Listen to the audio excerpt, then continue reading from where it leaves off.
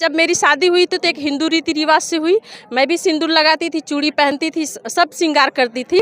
फिर मुझे जब पता चला, बाबा साहब की बहुत सारी किताबें पढ़ी, बुद्ध की किताबें पढ़ी, मुझे लगा कि मानव एक समान, तो प्राकृतिक ने हमको तो बना के भेज दिया है, महिला पुरुष में भेदभाव। उसके बाद हमने जब सारी चीज़ें छोड़ दी, तो जब हम कहीं जाते हैं तो हमें लोग कहते हैं कि देखो ये इसके पति नहीं है, ये विधवा हैं, या फिर इस तरीके से कैसे रहा जा सकता है, हाथ में चूड़ी नहीं है, मंगलसूत्र नहीं है, ये विधवा है। तो उनके हम जवाब देते हैं। मतलब आज भी अगर हम बात करें, भारत को 77 साल आज़ाद हुए हो गया, आज भी लोगों के पास में संविधान है, अच्छी एजुकेशन, उसके बावजूद भी अगर इस तरह से महिलाओं को देखते हैं तो ये सवाल उठता है बाहर नहीं निकल सकते हैं, हमें बोलने की आज़ादी नहीं है। हम पीएचडी किए हुए हैं, उसके बाद भी अपनी बात नहीं रख पा रहे हैं, तो हमारे साथ तो शोषण ही हो रहा, घटनाएं तो घट रही है ना। इसलिए जब हमने बाबा साहब की किताबें पढ़ी कि हमको समानता का अधिकार मिलने के बाद भी हम बोल नहीं पा रहे हैं, तो हमने फिर उसका विरोध किया कि हम बाबा साहब के वंशज हैं। उन्होंने हमके कहा कि पुरुषों के साथ महिलाओं को कंधा मिला के चलना चाहिए, तभी हम धार्मिक तरीके से मजबूत रहेंगे, आर्थिक तरीके से और जो है सामाजिक तरीके से। इसलिए मैं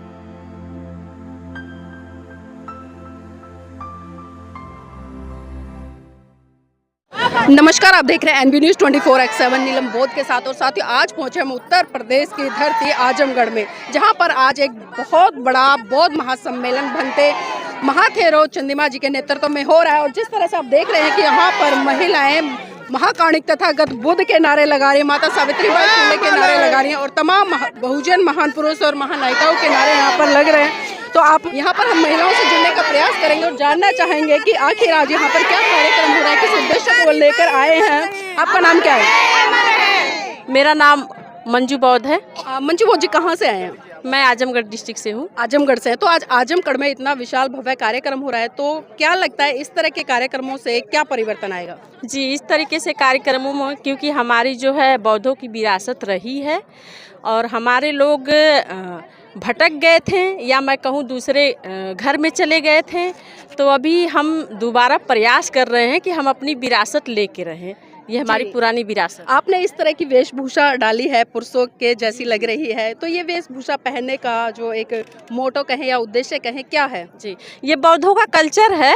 चूँकि हम लोग भूल चुके थे, हम महिलाओं, तो हमें जो बाबा साहब ने धर्म परिवर्तन किया या अपने बौद्धों में गए, तो उन्होंने प्रचार प्रसारक बनाया था, पर कुछ लोग कर पाए, कुछ लोग नहीं कर पाए। तो जब हमें पता चला कि बौद्धों की महिलाएं जैसे विदेश की महिलाएं रहती, वो भी बुद्धिस्ट कंट्री है, तो उस तरीके से हमें रहना चाहिए। और बाबा साहब कहते हैं, बुद्ध कहते हैं कि मानव एक समान। तो प्राकृतिक ने हमें तो बना के भेजा है कि हम महिला हैं, आप पुरुष हैं, फिर उसके बाद क्यों भेदभाव? उसके बाद तो हमको समानता रूप देना चाहिए।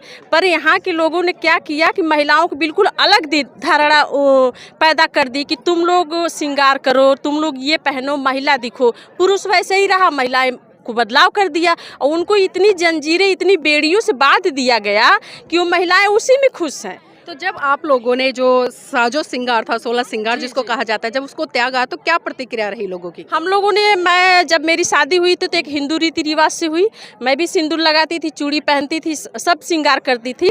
फिर मुझे जब पता चला, बाबा साहब की बहुत सारी किताबें पढ़ी, बुद्ध की किताबें पढ़ी, मुझे लगा कि मानव एक समान, तो प्राकृतिक ने हमको तो बना के भेज दिया है, महिला पुरुष में भेदभाव। उसके बाद हमने जब सारी चीज़ें छोड़ दी, तो जब हम कहीं जाते हैं तो हमें लोग कहते हैं कि देखो ये इसके पति नहीं है, ये विधवा हैं, या फिर इस तरीके से कैसे रहा जा सकता है, हाथ में चूड़ी नहीं है, मंगलसूत्र नहीं है, ये विधवा है। तो उनके हम जवाब देते हैं। मतलब आज भी अगर हम बात करें, भारत को 77 साल आज़ाद हुए हो गया, आज भी लोगों के पास में संविधान है, अच्छी एजुकेशन, उसके बावजूद भी अगर इस तरह से महिलाओं को देखते हैं तो ये सवाल उठता है कि विधवा है। क्या मतलब साजो श्रृंगार से ही मतलब हम आकलन कर पाएंगे कि वो शादीशुदा है? हाँ, तो हम तो बताते हैं ना कि अगर हमारे सिंदूर लगाने से पति की उम्र लंबी होती तो हम महिलाएं विधवा होते नहीं, पर ऐसा कुछ है नहीं।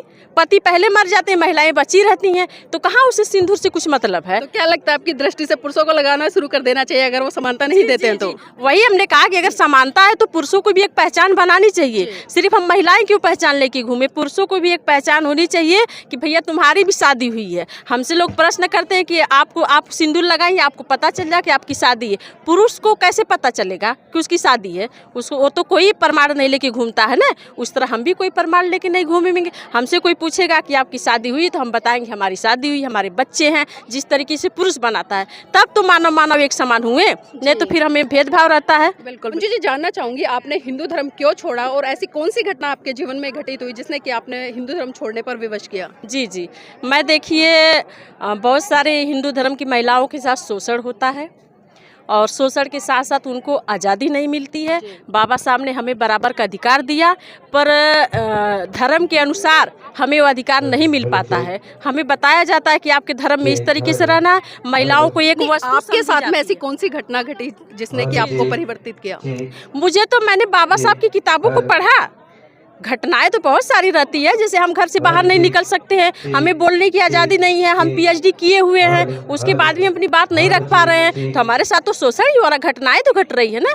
इसलिए जब हमने बाबा साहब की किताबें पढ़ी कि हमको समानता का अधिकार मिलने के बाद भी हम बोल नहीं पा रहे हैं, तो हमने फिर उसका विरोध किया कि हम बाबा साहब के वंशज हैं। उन्होंने हमके कहा कि पुरुषों के साथ महिलाओं को कंधा मिला के चलना चाहिए, तभी हम धार्मिक तरीके से मजबूत रहेंगे, आर्थिक तरीके से और जो है सामाजिक तरीके से। इसलिए मैंने हिंदू धर्म को त्यागा और अपने धर्म में कदम रखी। जब आपने हिंदू धर्म छोड़ा तो लोगों की प्रतिक्रिया क्या थी? बहुत बुरी थी। जैसे कमेंट बहुत है कि बहुओं को साड़ी ही पहनना चाहिए। हमारे यहाँ का कल्चर है कि शादी हो गई तो साड़ी पहनना कंपलसरी है, आप सूट नहीं पहन सकती हैं। कहेंगे सूट पहननी है, सास ससुर की इज्जत चली जा रही है, सास ससुर का मान सम्मान ख़त्म कर दे रही हैं, साड़ी पहनना चाहिए। तो बहुत सारी प्रतिक्रिया थी, हमने उसका जवाब देते हुए आगे बढ़ा, या बहुत सारी चीज़ों का हमने जवाब भी नहीं दिया और आगे बढ़ते रहे क्योंकि हमारे रास्ते सही थे। जी जी बिल्कुल। तो देखिए कहीं ना कहीं जब तक हम सांस्कृतिक परिवर्तन नहीं करेंगे तब तक हम बड़े स्तर पर बदलाव नहीं कर सकते, और आज जरूरत है उसी सांस्कृतिक परिवर्तन को करने की जिसकी बात हमारे महान पुरुषों ने की। आपका नाम क्या है? मेरा नाम प्रमिला है।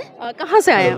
मैं सर बिलेसा से आई हूँ। अच्छा, तो आज जो इतना भव्य कार्यक्रम हो रहा है इसको देखते हुए कैसा लग रहा है? बहुत अच्छा लग रहा है आज मुझे यहाँ पर आकर के, बहुत अच्छा लग रहा है। तो अभी जिस तरह से हम उन महिला से बात कर रहे थे, वो सफारी में है, सफेद वस्त्रों में है और कोई साजो श्रृंगार नहीं है, बल्कि अगर हम आपको देखे सर से लेके पाँव तक आपने 16 श्रृंगार करे, तो उनको देखकर कैसा लग रहा है? होना तो यही चाहिए मैम, कोई भेदभाव नहीं होना चाहिए महिला और उसमें पुरुष में।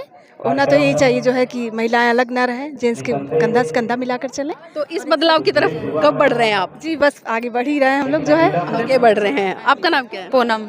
पूनम जी, क्या लगता है इस तरह के कार्यक्रमों से कितना बड़ा परिवर्तन होगा? बहुत बड़ा परिवर्तन होगा।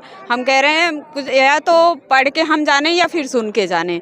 हमारे यहाँ बहुत सी माताएं बहनें ऐसी आई हैं जो पढ़ लिख नहीं पाई हैं, ठीक, तो कम से कम यहाँ अच्छे अच्छे विचार रखे जाएंगे, उन विचारों को ये सुनेंगी और समझेंगी, फिर परिवर्तन तो बहुत बड़ा होने वाला है। और मैम परिवर्तन होने वाला, बिल्कुल होने वाला। तो देखिए बाबा साहब ने कहा था, मैं किसी भी समाज की उन्नति इस बात से आता हूँ कि उस समाज की महिलाएं कितनी पढ़ी लिखी हैं और कितनी जागरूक है। मैडम नाम क्या है? मेरा नाम किरण बौद्ध है मैम। किरण बौद्ध जी, आप महिला है तो महिला होने के नाते जानना चाहूंगी कि आपके जीवन में धर्म की क्या भूमिका है? धर्म की यही भूमिका है कि हम लोग अच्छा जीवन जीने लगे हैं और हमारे अंदर एक बहुत बड़ी मजबूती आई है और हम लोग गलत का विरोध एकदम मजबूती से कर पा रहे हैं। जब हिंदू धर्म में थे तब इस तरह का काम कर पाते थे? नहीं, उसमें तो सामाजिक इतना दबाव रहता है कि कोई बोलता है तो गलत माना जाता है, अगर कोई सही बात बोल देता हो तो उसको लोग गलत साबित कर देते हैं। तो आपने हिंदू धर्म क्यों छोड़ा?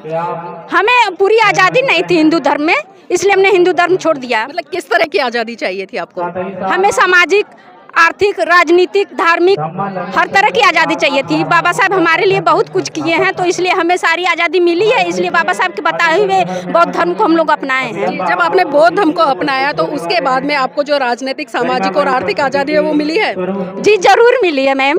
जी, तो देखिए कहीं ना कहीं बहुत बड़े स्तर पर बदलाव आया है और उसी बदलाव की तरफ महिलाएं लगातार बढ़ रही हैं और कहीं ना कहीं चिंतन मनन कर रही हैं और जानना चाहती हैं कि उस संस्कृति को, जिस संस्कृति से आज उनको वो गौरव प्राप्त हुआ, जिससे कि वो आगे बढ़कर अपना विकास करे, अपने परिवार का विकास करे और अपने समाज का विकास करे। आपका नाम क्या है? जय भीम, नमो बुद्धाय। नाम क्या है? उमा। उमा जी, आज यहाँ आए, कैसा लग रहा है? अच्छा लग रहा है। अच्छा लग रहा है। तो क्या कुछ नया परिवर्तन देख रहे हैं? बहुत से परिवर्तन नया दिख रहे हैं। बौद्ध है, हिंदू है? बौद्ध है, हिंदू नहीं है। अच्छा, हिंदू नहीं है। आपने ये जो साड़ी पहनी हुई है इसमें जो लगा, ये क्या है? पंचशील। पंचशील। तो इस पंचशील का मतलब क्या है? अब इतना तो मैं नहीं बता सकती हूँ। अच्छा, इतना नहीं पता है। क्या तो देखिए अभी धीरे धीरे समय लगेगा और जिस तरह से महिलाएं बदलाव की तरफ बढ़ रही है बहुत बड़ी बात है, क्योंकि जिस संस्कृति में महिलाएं आज तक जी रही थी उस संस्कृति में कहीं ना कहीं वो अपने आप को बहुत छोटा करके आंक रही थी। लेकिन उन्होंने जैसे ही महान पुरुषों को पढ़ा तो उन्हें पता चला कि भारत देश में एक ऐसी संस्कृति भी है जो उन्हें समानता का अधिकार देती है, करुणा मैत्री भाईचारे का अधिकार देती है और पुरुषों के बराबर खड़े होकर अपनी अभिव्यक्ति की आज़ादी देती है। तो इसी कड़ी को मद्देनजर रखते हुए यहाँ पर महिलाओं ने बहुत बड़े स्तर पर सांस्कृतिक परिवर्तन किया है। अब देखते हैं कि ये लहर कहाँ तक चलेगी, कब तक चलेगी और कब वो दिन आएगा जब भारत फिर से बोधमय होगा और एक बार फिर से सुनाई देगा कि ले अंत मन दीप भव, मूल मंत्र बने स्वयं के स्वामी, गूंज उठे हर बस्ती से बुद्धं शरणं गच्छामि।